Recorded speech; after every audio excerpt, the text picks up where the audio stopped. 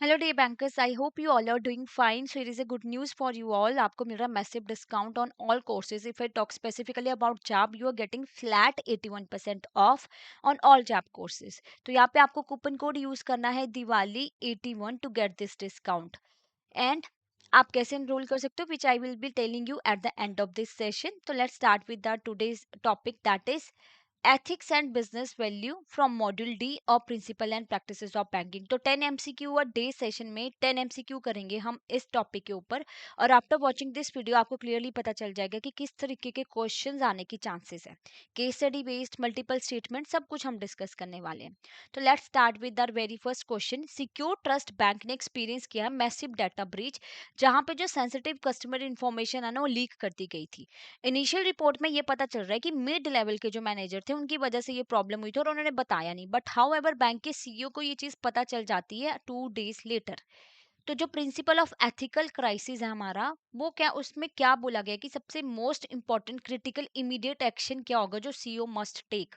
क्या उनको इनिशिएट करना है कॉन्फिडेंशियल इंटरनल इन्वेस्टिगेशन, या इमीडिएटली एक्टिवेट करेंगे क्राइसिस मैनेजमेंट प्लान, असेंबल करेंगे रिस्पांस टीम को और कम्युनिकेट कर देंगे ट्रांसपेरेंटली स्टेक होल्डर को, या फोकस करेंगे containing the damage internally before any information is release to the public, या वेट करेंगे आईटी डिपार्टमेंट की to fully resolve the breach to have a complete solution before communicating.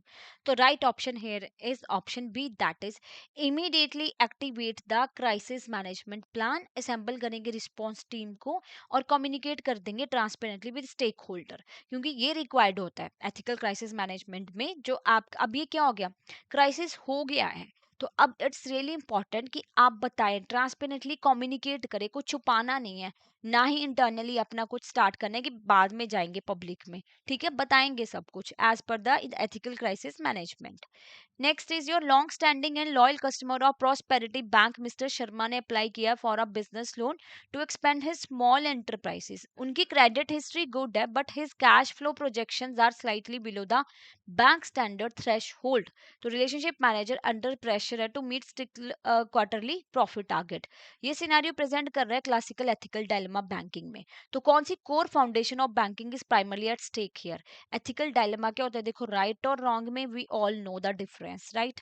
तो right और more right के बीच में differentiate करना और सही डिसीजन लेना वो तभी किया जा सकता है जब आपको एथिकल ट्रेनिंग प्रोवाइड की गई हो। तो यहाँ पे क्या हो रहा है, क्या जरूरत है, need for rapid technological adoption, moral code of truthfulness and integrity in balancing risk with customer welfare, या importance of prioritising senior management directives above all else, या requirement to maximise share holder value in the short term. तो यहाँ पे आपका सही option है option B, that is moral code of truthfulness and integrity in balancing risk with customer welfare. Next है आपका कि इनोवेट टेक प्राइवेट लिमिटेड है, उन्होंने अपनी कोर वैल्यू में बोला है कि हम एम्प्लॉय की केयर करते हैं और उनके बारे में सोचते हैं। जब बारी आई क्रूशियल प्रोजेक्ट डेडलाइन कंप्लीट करने की, तो मैनेजमेंट ने क्या कर दिया, कंपलसरी कर दिया ओवर टाइम फॉर 3 मंथ। इससे क्या हो गया, एम्प्लॉय बर्न आउट हो गया, है ना।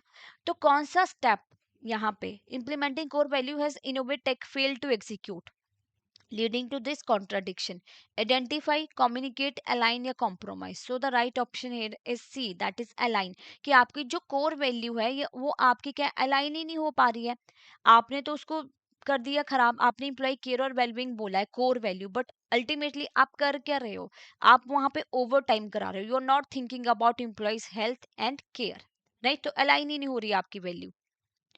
नेक्स्ट, प्रिया एक लोन ऑफिसर है कम्युनिटी बैंक में, is offered a significant gift from a client in return for a fast tracking their loan application. Bank का जो code of ethic explicitly prohibited this, but the client insist कि एक तो common culture practice है। तो कौन सा specific misconduct और underlying ethical dilemma is Priya facing. Value conflict face कर रही है क्या वो, कि उसका पर्सनल बिलीफ ऑनेस्टी में, ऑर्गेनाइजेशन का प्रेशर प्रॉफिट में, ऐसा तो कुछ भी नहीं हुआ ना यहाँ पे। उनको क्या ऑफर किया जा रहा है, एक गिफ्ट ऑफर किया जा रहा है किसी क्लाइंट से। मॉनेटरी टेम्पटेशन है क्या, ये सोशल ड्यूटी है, ये कन्फ्लिक्ट है। तो right option is option B, that is monetary temptation which is a corrupt lending practices involving a bribe. Okay, next is your New Horizon Bank is launching a new initiative to strengthen its ethical culture. The HR department is revising its recruitment process or planning organization wide training session. तो based on the content which true strategy should the bank employ to manage value conflicts effectively? Prevention through hiring for value fit, resolution through open dialogue, या resolution by increasing monetary incentives prevent करेंगे union formation, या prevention by reducing transparency and resolution through strict penalties, या resolution by ignoring minor conflicts and prevention by promoting only senior employ? तो यहाँ पे सही option आपका क्या है? ऑप्शन एक, प्रिवेंट करना है through hiring for value fit and resolution through open dialogue. आपकी वैल्यू कुछ और हो और जिस एम्प्लॉय को आपने हायर किया उनकी वैल्यू कुछ और हो तो कन्फ्लिक्ट हो जाएंगे। तो इट्स अ बेटर कि आप क्या कीजिए कि वैल्यू कन्फ्लिक्ट्स को मैनेज करेंगे अगर इफेक्टिवली, वैल्यू फिट एम्प्लॉयज की हायरिंग कीजिए और ओपन डायलॉग के साथ रेजोल्यूशन फाइंड आउट कीजिए, राइट? नेक्स्ट आपका है, consider the following statement about relationship between ethics and business.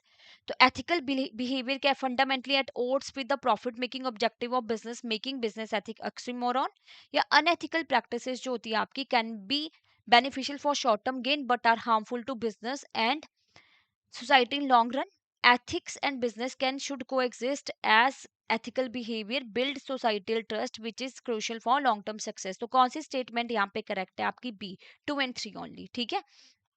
First आपका गलत है, ऑक्सीमोरॉन है, यानी कि यहाँ पे क्या बोला गया है कि बिजनेस और एथिक्स तो साथ साथ नहीं चल सकते, क्योंकि बिजनेस में तो प्रॉफिट अर्न करना और एथिक्स में होता है कि आप सही डिसीजन ले चाहे शॉर्ट टर्म में आपको प्रॉफिट नहीं हो रहा, ठीक है?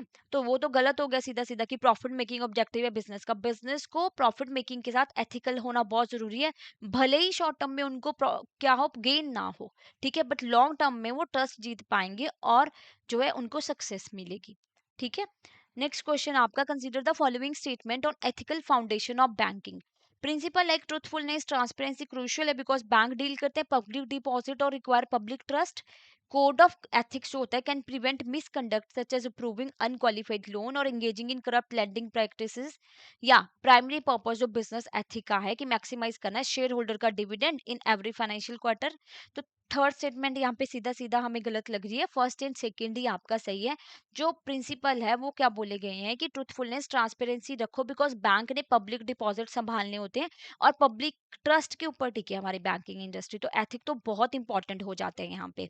कोड ऑफ एथिक्स अगर फॉलो करेंगे तो मिसकंडक्ट प्रिवेंट होगा, आप अप्रूव नहीं करोगे अनक्वालिफाइड लोन और एंगेज नहीं करोगे करप्ट लेंडिंग प्रैक्टिसेस में।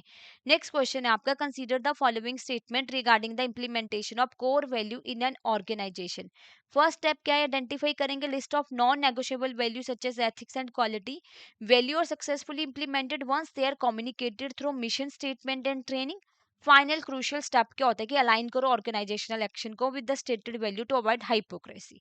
तो कौन सी स्टेटमेंट यहाँ पे सही है आपकी? ए, बी, सी और डी?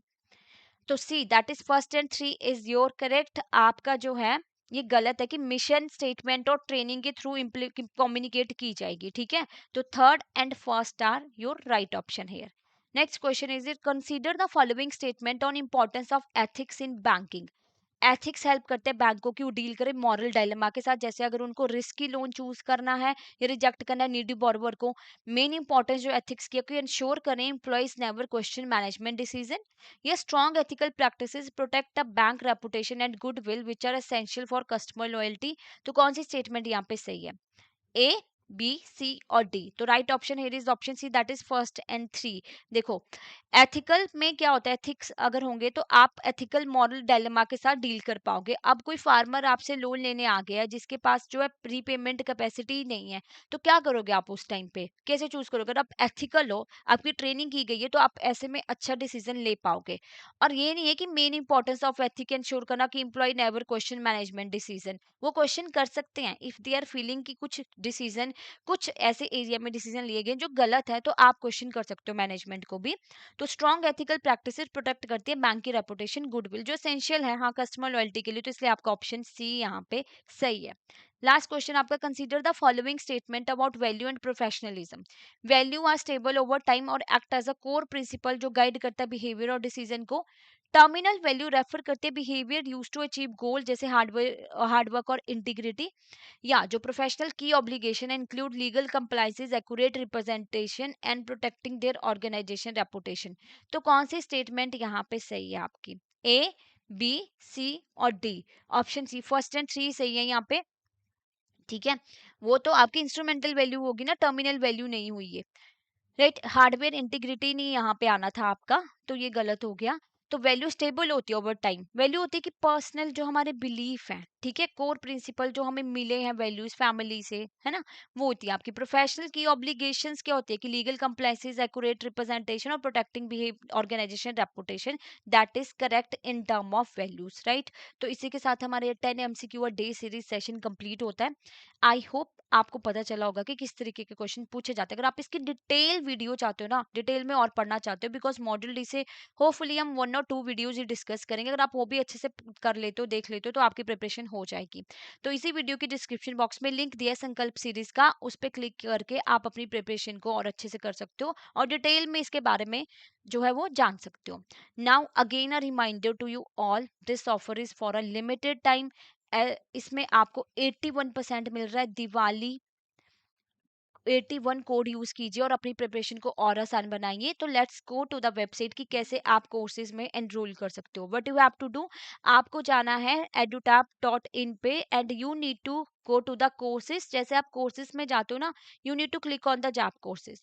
तो जैप कोर्सेज में जाके आपको थोड़ा स्क्रॉल डाउन करना है। You will see here a single और कॉम्बो। जैसे आप कॉम्बो में क्लिक करेंगे ना, तो कंप्लीट मास्टर कोर्स आपको यहाँ पे मिलेगा, जिसमें live classes concept notes mock test आपको मिलते हैं and flat 81% off. Diwali 81 is a code and Super Crash Course Batch 4 has already launched. तो इसमें भी आप enroll कर सकते हो. You will get a live classes, concept notes, all PYQ, chapter wise mock test and full length mock test. 12 दिन में आपकी जैप की प्रिपरेशन होती है। मॉर्निंग इवनिंग 2.5 घंटे की आपकी क्लासेस रहेंगी। और अगर आप रिकॉर्डेड कोर्स में एनरोल करना चाहते हो ना, there is a banker capsule course for you. बहुत ही मिनिमम प्राइस में आपको ये मिल रहा है। यहाँ पे बस आप रिकॉर्डेड 70 आवर्स, अराउंड 70 आवर्स की रिकॉर्डिंग में आपकी जैप की प्रिपरेशन हो जाती है बहुत अच्छे से। ओके, अगर आप सिंगल एनरोल करना चाहते हो, जैसे you just want banker capsule course for IAFS PPB AFM, you can also enrol and same with a super crash course session. कि आईएएफएस का ही आपको चाहिए, पीपीबी का ही चाहिए या एएफएम आरबीडब्ल्यूएम का, तो उसमें भी आप एनरोल कर सकते हो। ठीक है, तो इसमें सेम आपको बाकी सारी चीजें सेम मिल रही है। Live classes, solve concept notes, solved PYQs, full length mock test, chapter wise mock test, and again test series is also there. अगर आपकी जैब की प्रिपरेशन होगी now you want to practise, because practice makes a man perfect, तो यहाँ पे आपको solve PYQ, full length mock test, chapter wise mock test मिल रहे हैं and you can make your preparation easy, right. तो इसी के साथ हमारा ये आज का सेशन जो है वो कंप्लीट होता है। और कोई डाउट है, कोई और क्वेरी है ना आपको, तो you can call on this number, mail कर सकते हो hello@edutap.co.in और वेबसाइट पे डायरेक्टली यहाँ से भी विजिट कर सकते हो। Thank you so much.